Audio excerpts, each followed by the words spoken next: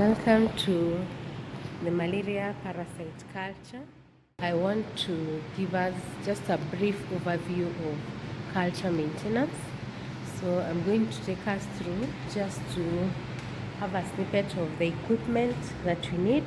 So this is our 37 degrees incubator, and you can see we have 4 cultures already incubated. We do 37 because that's the temperature of the human body. And then here we have our biosafety cabinet. This is our working area that helps us to maintain sterility and avoid any contamination of our cultures. And then on this side we have this heater, which also helps us in preparing media. And then we have this station here where we have a vortex and we have glass slides. This is the area we use to prepare thin smears, which after we prepare, we stain in this location. So we have 2 types of stains. We have the GMSA and we have the Diff Quick. Currently we are using this Diff Quick, which has solution 1 for staining red blood cells and solution 2 which stains the parasite. And then after we have done staining, normally in the process of staining, we can use a blow dryer to dry the slides, which makes the work faster than hair drying. And then here you can see we have some already made slides for previous work. And then we use this station to do microscopy. So we check. I have a few slides over here. So we check parasite growth, and we'll also determine parastemia by calculating using these cell counters. Then we have this 4 degrees fridge, very important for keeping our media. We have what we call incomplete media, which is a base media, and I have listed down the ingredients we use to make it. And then here we have what we call CM, or complete media, which is now made from ICM with the additional of other ingredients like serum, glucose, which I've also listed. Then we also normally require normal red blood cells because the parasite is infecting red blood cells. So we get red blood cells from O positive donors.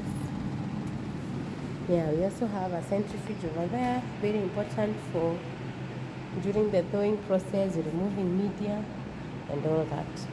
So next, now I'm going to take you through the steps that we'll do for the culture maintenance. To start us off, we will look at the malaria culture cycle. Typically, we culture the erythrocytic cycle, that is the infection stage within the red blood cells. Yeah, so we normally start with either a field strain sample where we get a blood sample from a malaria positive individual, or we get a lab adapted strain, for example DD2, 3D7 and so on. Usually they will be in frozen form, frozen at -80, and therefore the first thing usually is to do what we call thawing, yeah, where we pick the sample from the -80, then we thaw rapidly at +37 degrees Celsius water bath, and then we normally will rehydrate using grades of sodium chloride. Then we will add media and also normal red blood cells, because we are looking at this cycle where we have the parasites being able to infect new red blood cells. So we'll also add normal red blood cells so that the parasite can have new red blood cells to infect. So we normally do that after we thaw, then we keep checking. Most times we do our cultures on Mondays, Wednesdays and Fridays. So if we go on Monday, we check them on Wednesday to see if there is any growth And if there is any growth, we also calculate what we call parastemia, or how much infection, and then as well as look at the different stages, because we have like the ring stage, we have the trophozoid stage, we have the schizon stage, and also we have this stage where they burst and start to look for new red blood cells to infect, and the cycle continues. And of course, sometimes we can have some merozoites maturing into gametocytes. Yeah, so after we have done thawing, then we have checked them and seen whether they are growing or not, we continue to maintain the culture. Now, if we get, for example, the ring stage, we have over 3% parastemia, we now store through a process we call cryopreservation, so that we can have as many vials as possible of the parasite. So we will remove the media, and then we add a freezing solution. For example, we have been using SP60, and then now we store again at -80. If we are not storing, then we continue the maintaining Monday, Wednesdays, and Fridays. We will start with thoroughly cleaning our biosafety cabinet with 70% ethanol.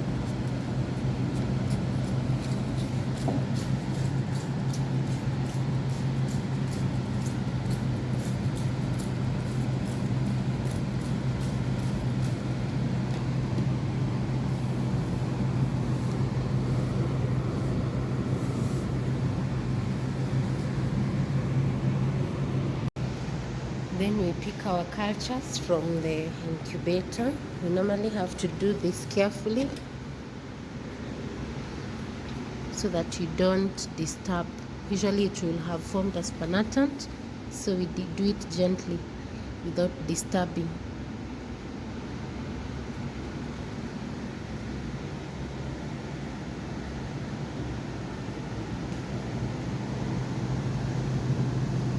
We'll do that for all of them.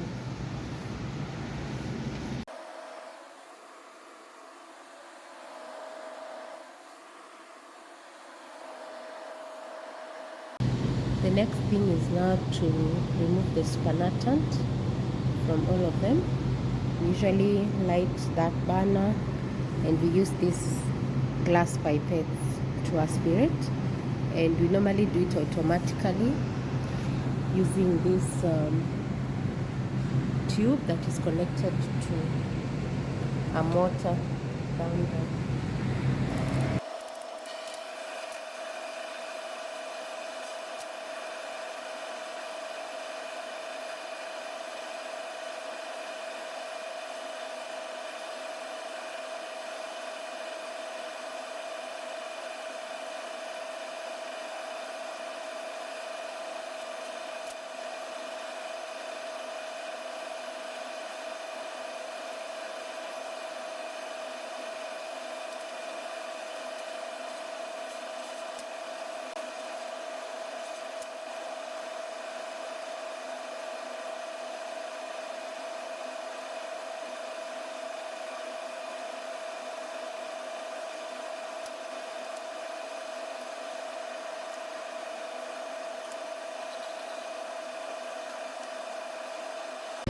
We have now aspirated the spanatant, and now we can give it a small mix.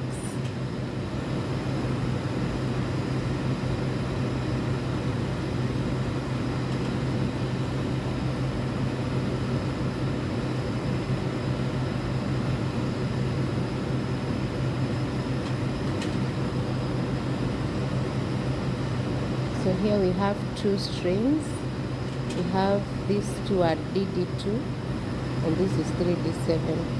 So we are going now to collect a small sample into these tubes for doing microscopy.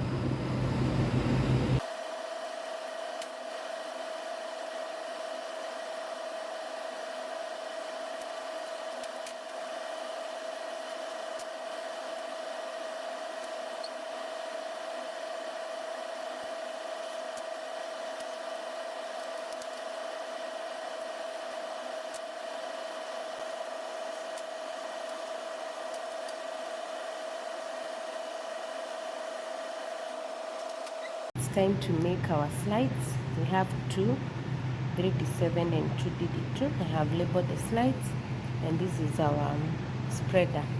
So I've already put them at the vortex. So we are going to give them a little spin.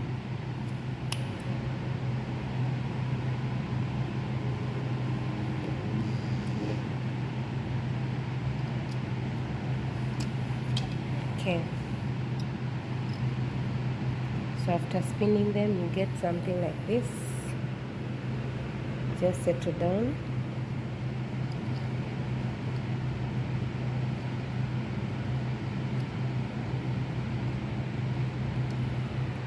Yeah, and you just pick now a small amount and smear on the slides. Smears are ready, but you need to allow them to dry. You can see they are still wet.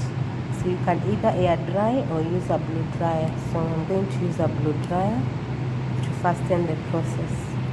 It's time to stain. We normally start with fixing with methanol, absolute methanol, for about 5 seconds.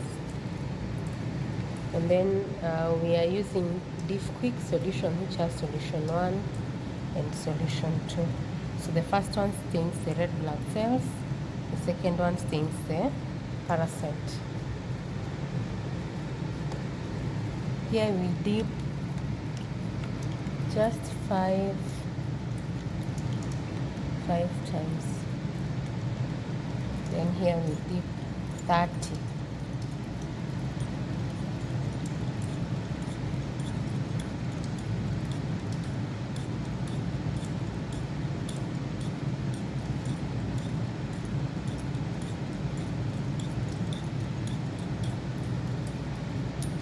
Then we rinse under running tap water.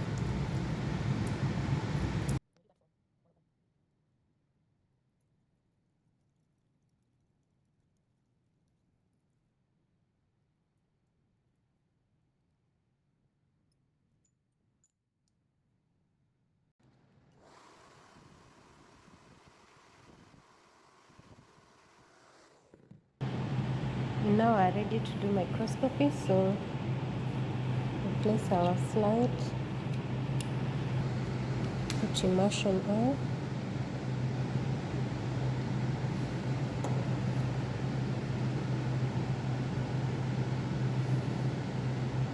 and we view.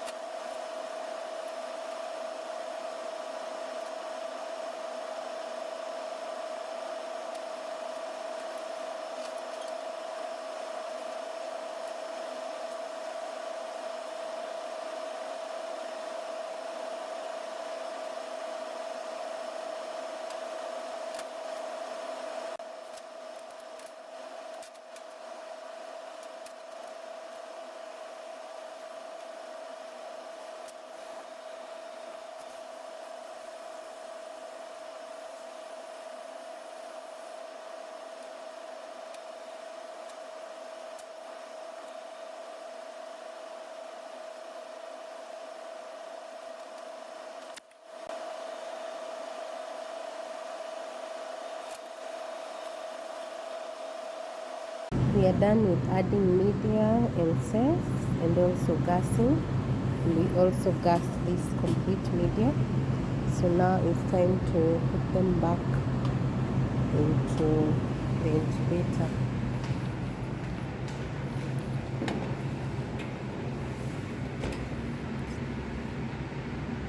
So we normally put them slanted or down so that there is enough surface area